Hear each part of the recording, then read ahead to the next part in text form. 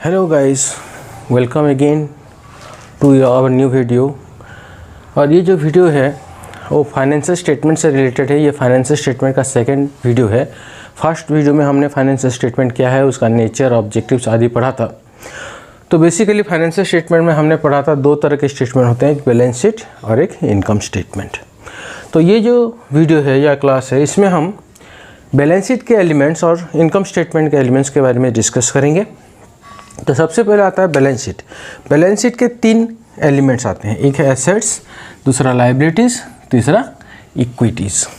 तो assets refers to generally the properties और rights of the business which help the business in earning profit and और increasing sales. Assets में वो सब चीज़ें आती हैं जो कि हमारे बिजनेस को प्रॉफिट कमाई करने में सहायता करता है या फिर हमारे बिजनेस को चालू रखने में सहायता करता है, वो सब एसेट्स कहलाता है। तो एसेट्स को कुछ भागों में बांटा गया है, जैसे कि आप देख सकते हैं इस फिगर में। Fixed assets, current assets, fictitious assets, tangible assets, intangible assets, wasting assets and liquid assets. उसी तरह लायबिलिटीज़ का भी डिवीज़न है। तो हम फर्स्ट शुरू करेंगे फिक्स्ड एसेट्स में। मीन्स ये कौन से एसेट्स हैं? These are the assets which are kept in the business for a long period of time to be used in the business and which helps in carrying on the business in a profitable manner. मतलब fixed assets वो सब assets हैं जो कि हम business में बहुत दिनों तक रखते हैं या यूज करते हैं और जिससे हमारा बिजनेस का प्रॉफिट्स होता है। तो फिक्स्ड एसेट्स में आपका आएगा लैंड एंड बिल्डिंग,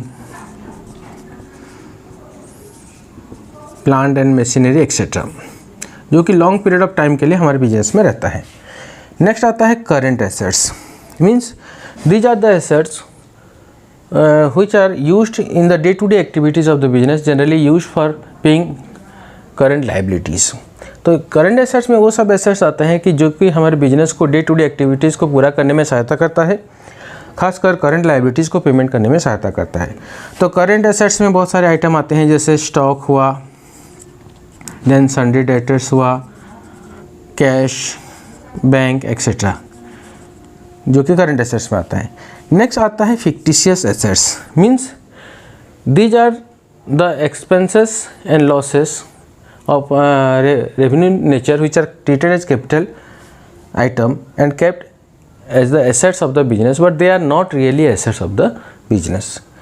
मतलब अक्सर क्या होता है, जो हेवी लॉसेस होते हैं या एक्सपेंसेस होते हैं उसको हम एसेट्स की तरह ट्रीट करते हैं, कैपिटलाइज करते हैं, जिसे हम डिफर्ड रेवेन्यू एक्सपेंडिचर कहते हैं। तो उन्हें हम फिक्टिशियस एसेट्स कहते हैं, जो एक्चुअली में एसेट्स हैं ही नहीं, लेकिन उसे एसेट्स की तरह ट्रीट किया जाता है। And they are generally written off by transferring to profit and loss account. तो क्या होता है, जो फिक्टिशियस एसेट्स हैं इनको हम पार्ट करके हर एक साल प्रॉफिट एंड लॉस अकाउंट में ट्रांसफ़र करते हैं और इसको राइट ऑफ कर देते हैं। इसमें आता है आपका जैसे एक्यूमुलेटेड लॉसेस हो सकता है, और आपका अदर आइटम्स है जैसे कि प्रीलिमिनरी एक्सपेंसेस एक्सेट्रा कहते हैं। मतलब इसका कुछ पार्ट हर साल हम पीएल अकाउंट में ट्रांसफ़र करते हैं और इसी तरह इसका वैल्यू को नील किया जाता है। मतलब ये जो प्रोसेस है जिसमें कि हम ये फिक्टिशियस एसेट्स को राइट ऑफ करते हैं, उसे हम एमोटाइजेशन कहते हैं। नेक्स्ट आता है tangible assets. Means these are the assets which can be seen and touched. मतलब वो सब एसेट्स जिनको हम देख सकते हैं, छू सकते हैं, उसे हम टैंजिबल एसेट्स कहते हैं। जैसे लैंड बिल्डिंग हुआ, प्लांट मशीनरी हुआ, फर्नीचर, फिक्चर्स आदि। देन इनटैंजिबल एसेट्स क्या है? These are the assets which cannot be touched or seen and they are basically in the form of rights which help us in earning profits and increasing sales. मतलब intangible assets actually में ऐसे assets हैं जिसको हम छू नहीं सकते, देख नहीं सकते, लेकिन वो एक विशेष तरह का अधिकार है जो बिजनेस को सेल्स बढ़ाने में और प्रॉफिट बढ़ाने में सहायता करता है। इनटैंजिबल एसेट्स में आपका आता है गुडविल, पेटेंट, कॉपीराइट एक्सेट्रा आता है। ओके, नेक्स्ट आता है wasting assets. Wasting assets refers to those assets whose value goes on decreasing with the use। मतलब वेस्टिंग एसेट्स वो एसेट्स हैं जिसका वैल्यू धीरे धीरे कम होता जाता है। जैसे जैसे हम उसको यूज करते जाते हैं उसका वैल्यू कम होता जाता है, लास्ट में इसका वैल्यू नील हो जाता है, उसे वेस्टिंग एसेट्स कहते हैं। इसमें आता है आपका माइन, जैसे कोल माइन हुआ या आयरन माइन हुआ। देन क्वेरीज है, जैसे स्टोन क्वेरी हुआ। देन ऑयल वेल है, देन प्लांटेशन है, ये सब वेस्टिंग एसेट्स में आता है, जो कि जैसे जैसे हम उसको यूज़ करते जाएंगे उसका वैल्यू धीरे धीरे कम होकर नील हो जाएगा। Then liquid assets, these are the assets which can be converted into cash with very less period of time with very less decrease in their value। मतलब ये सब वो एसेट्स हैं जिनको हम बहुत इजीली कैश में बदल सकते हैं, बहुत कम समय में कैश में बदल सकते हैं, साथ ही साथ उसका वैल्यू में भी कोई डिक्रीज हमको देखने को नहीं मिलेगा। तो लिक्विड एसेट्स में आता है आपका cash, bank balance, then marketable securities etcetera, ये सब हमारा लिक्विड एसेट्स में आता है। तो ये हुआ हमारा एसेट्स के कंपोनेंट के अंतर्गत क्या क्या आते हैं, एलिमेंट्स के अंतर्गत क्या क्या आते हैं। देन लाइबिलिटीज़, लाइबिलिटीज़ क्या है, these are the elements of balance sheet which are payable by the business to outsiders. मतलब जो कुछ भी पैसा हमें बाहरी लोगों को देना है उसे लाइबिलिटीज़ कहा जाता है।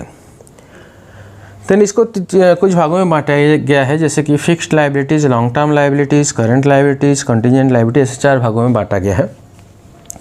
So fixed liabilities are those liabilities which are payable at the end of the at the termination of the business और closing down of the business. मतलब ये फिक्स्ड लाइबिलिटी के अंतर्गत वो सब लाइबिलिटीज़ आते हैं जो कि हमारा बिजनेस बंद करने पर हमें वापस करना पड़ेगा, वो सब फिक्स्ड लाइबिलिटीज़ कहलाता है। जैसे कि कैपिटल हो सकता है या शेयर कैपिटल हो सकता है बिजनेस कंपनी के केस में। देन आता है long term liabilities, these are the liabilities which are not payable within current accounting year but are payable within 5 to 10 years। मतलब ये सब लाइबिलिटीज़, ये मतलब लॉन्ग टर्म लाइबिलिटीज़ में वो सब लाइबिलिटीज़ आते हैं जो कि हमको इस साल पेमेंट करना नहीं है, लेकिन नेक्स्ट 5 से 10 साल के बीच हमें उसे पेमेंट करना पड़ेगा, तो उसे हम लॉन्ग टर्म लाइबिलिटीज़ कहते हैं। जैसे कि आपका बैंक लोन हो सकता है, डिवेंचर्स हो सकता है, देन आपका मॉर्गेज लोन हो सकता है, मॉर्गेज लोन हो सकता है एक्सेट्रा। देन करंट लाइबिलिटीज़, तो ये करंट मतलब क्या, रिलेटिंग टू प्रेजेंट कह सकते हैं। तो करंट लाइबिलिटीज़ वो लाइबिलिटीज़ हैं जिसको हमें करंट ईयर में पेमेंट करना पड़ेगा। मतलब ये जो अकाउंटिंग ईयर चल रहा है उसी अकाउंटिंग ईयर में जो लाइबिलिटीज़ हमको पेमेंट करना है उसे करंट लाइबिलिटीज़ कहते हैं। जनरली ये जो करंट लाइबिलिटीज़ है करंट एसेट्स से पेमेंट किया जाता है। तो करंट लाइबिलिटीज़ में आपका आता है sundry creditors, bills payable, then bank overdraft etcetera. Next आता है कंटिंजेंट लाइबिलिटीज़। यह क्या है, these are the liabilities which may be or may not be payable on the happening of the event, depends on the happening of an event। मतलब contingent liability जो है presently liability नहीं है, लेकिन ये एक फ्यूचर की घटना पर डिपेंड करता है कि वो लाइबिलिटी होगा या नहीं। उस तरह के लाइबिलिटीज़ को जो कि प्रेजेंटली लाइबिलिटी नहीं है लेकिन फ्यूचर में लाइबिलिटी हो सकता है, उसे हम कंटिजेंट लाइबिलिटी कहते हैं। इसका एक एग्जांपल है कि जैसे कि मान लीजिए कि सपोज हमारा एक केस चल रहा है हम किसी क्रेडिटर के साथ, अगर वो फ्यूचर में केस जीतता है तो हमारा लायबिलिटी पेमेंट करना पड़ेगा, अगर हम जीतते हैं तो लायबिलिटी नहीं पेमेंट करना पड़ेगा। तो इस कहने का मतलब है कि प्रेजेंट वो लायबिलिटी जो कि प्रेजेंटली लायबिलिटी नहीं है लेकिन फ्यूचर में लायबिलिटी हो सकता है, उसे हम कंटिजेंट लायबिलिटीज़ कहते हैं। नेक्स्ट आता है, नेक्स्ट एलिमेंट है हमारा बैलेंस शीट का equity. Equity refers to assets minus outside liabilities. Outside liabilities मतलब इक्विटी किसे कहते हैं, एसेट्स से आउटसाइड लायबिलिटी को माइनस करने के बाद जो कुछ भी बचता है उसे हम इक्विटी कहते हैं। जनरली इसको हम ओनर्स इक्विटी कहते हैं या ओनर्स राइट टू क्लेम कह सकते हैं। मतलब this is the claim after all the outside liabilities are paid up.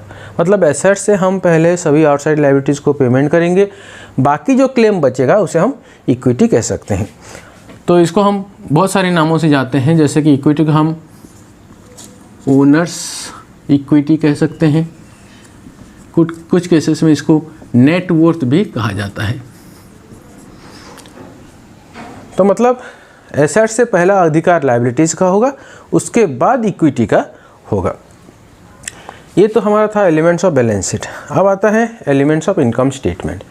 Elements of income statement में दो चीज़ें आती हैं, एक है इनकम, दूसरा है एक्सपेंसेस। इनकम क्या है? एनीथिंग व्हिच इंक्रीजेस प्रॉफिट और increases assets and decrease liabilities are called income. मतलब इनकम उसे कहेंगे जिसके वजह से हमारा इधर प्रॉफिट्स बढ़ रहा है या एसेट्स बढ़ रहा है या लायबिलिटी डिक्रीज कर रहा है, तो उसे इनकम कहा जाएगा। इसमें बहुत सारे इनकम आ सकते हैं। जनरली आपके कंपनी बैलेंस शीट में इनकम को दो तरह से शो किया जाता है, एक operating income and other income. Then expenses क्या है? Anything the cost of carrying on the business is generally called expenses. It may also lead to decrease in assets और इंक्रीज इन लायबिलिटीज़। तो expenses वो है जो कि business को चलाने के लिए जो खर्च होते हैं उसे एक्सपेंसेस कहा जाता है। इसके वजह से एसेट्स बढ़ भी मतलब कम हो सकता है या फिर लायबिलिटीज़ बढ़ सकता है। ये था हमारा आज का टॉपिक का डिस्कशन। आई थिंक आपको ये कॉन्सेप्ट अच्छी तरह से समझ में आ गया होगा। अगर नहीं समझ में आया है तो आप मैसेज करके इसके बारे में और डिटेल्स भी पूछ सकते हैं। और इस वीडियो को लाइक और शेयर कर दीजिए ताकि और भी स्टूडेंट्स का बेनिफिट हो सके। और जो नए सब्सक्राइबर हैं, जो नए व्यूअर्स हैं, वो सब्सक्राइब कर दीजिए और बेल आइकन को दबा दीजिए। जो रेड कलर का बेल आइकन है राइट साइड में आपको मिल जाएगा। और फ्यूचर में इससे रिलेटेड और अदर वीडियोस भी हम आपको प्रेजेंट करेंगे। Thank you for watching the full video. Thank you, bye bye.